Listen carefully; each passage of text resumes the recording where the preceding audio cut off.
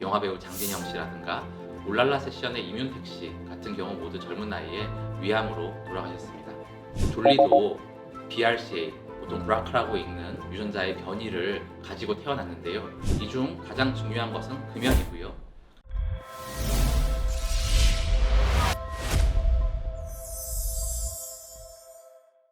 안녕하세요. 암 극복할 수 있다. 암스트롱 가정의학과 전문의 신동욱입니다. 시대가 빠르게 바뀌고 있는 요즘입니다. 4차 산업혁명과 더불어 포스트 코로나로 인한 비대면 시대로의 변화 등 많은 것이 바뀌어 가고 있습니다. 하지만 그 변화가 긍정적으로만 다가오지는 않는 것 같습니다.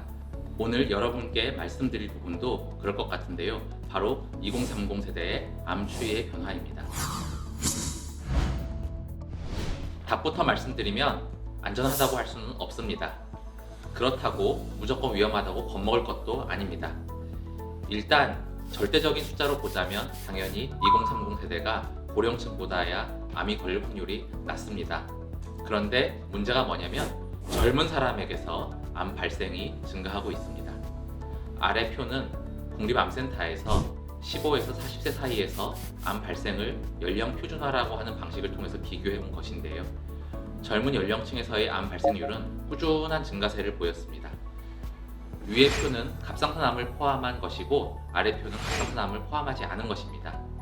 APC라고 하는 것은 Annual Percentage Change의 약자로서 매년 암이 증가하는 정도를 이야기하는 것이니 갑상선암을 포함하게 되면 약 9%가 증가하고 포함하지 않으면 5.7% 정도씩 매년 증가하고 있다는 것입니다.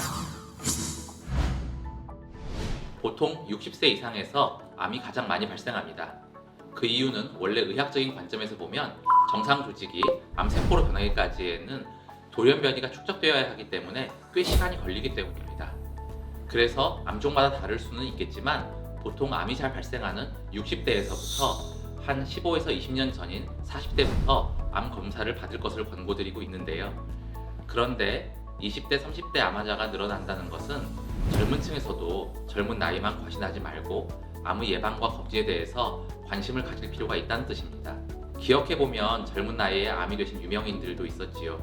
예전에 복합꽃 향기라는 영화로 유명하셨던 영화배우 장진영 씨라든가 울랄라 세션의 이뮨택 씨 같은 경우 모두 젊은 나이에 위암으로 돌아가셨습니다. 실제로 가장 최근 국립암센터의 통계를 보면 40세 이전의 젊은 연령층에서 발생하는 암은 전체의 10%가 채 되지는 않는데요.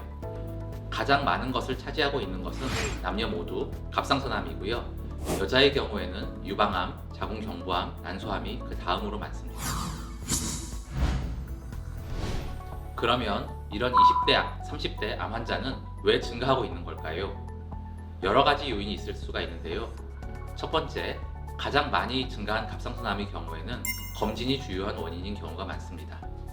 사실 갑상선암은 생명을 위협하지는 않는 순한 암인 경우가 많은데 건강검진을 받다 보니까 발견이 되고 발견이 되니까 치료도 하게 되는 경우가 많습니다. 하지만 그것만으로는 다 설명이 안 되는 게 갑상선 이외에 다른 암들도 늘어나고 있다는 것인데요. 두 번째로 유방암이나 난소암, 대장암 같은 경우에는 유전적인 소인이 있을 수가 있겠고 서구화된 식습관이나 비만이 증가하는 것이 요인일 가능성이 높습니다. 세 번째로 자궁경부암 같은 경우에는 조기에 성접촉이 생기는 것이 원인인 것으로 생각도 되고 있습니다. 아마 안젤리나 졸리 이야기를 들어보셨을 것입니다.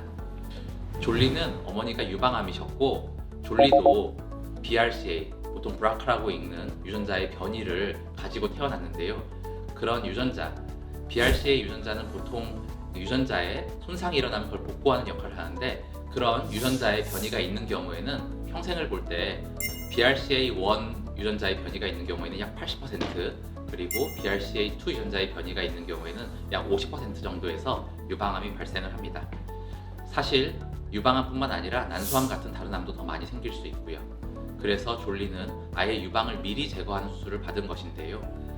실제 전체 암으로 치면 몇 %밖에 안 되는 소수이긴 하지만 이미 어떤 유전자의 돌연변이를 가지고 태어나는 경우에는 암 발생률이 굉장히 높아지는 그런 경우들이 있습니다.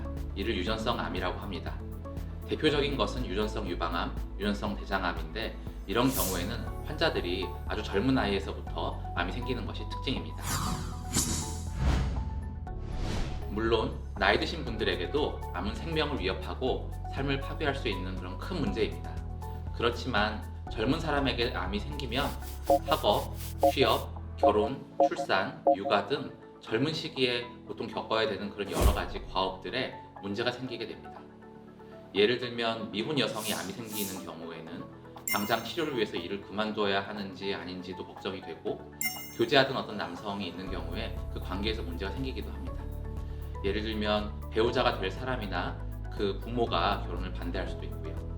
또 암 치료를 잘 받고 결혼을 한다고 하더라도 임신에 문제를 겪거나 또는 재발에 대한 두려움, 그런 걸로 인해서 임신을 포기하는 문제도 생길 수 있습니다. 실제로 재발을 하거나 하게 되는 경우에는 어떤 육아라든가 이런 데 문제가 생길 수도 있고요. 또 아내와 어린아이가 있는 30대 남자가 암에 걸리게 된다면 당장 생계에 문제가 되는 경우도 많습니다. 사실 모아둔 재산도 별로 없고 사회적인 위치도 아직 없는 상태가 대부분이라서요. 그래서 상태가 안 좋아지면 남겨질 아내나 아이들에 대한 걱정도 많을 수밖에 없습니다. 실제로 저도 1, 2년 전에 40 정도의 암이 진단된 한 폐암 환자분의 마지막 몇 달 동안을 돌봐드린 적이 있는데요. 항상 아내분이 함께 외래에 오셨는데 환자분이 저와 비슷한 나이의 분이라서 더 마음이 많이 쓰였습니다.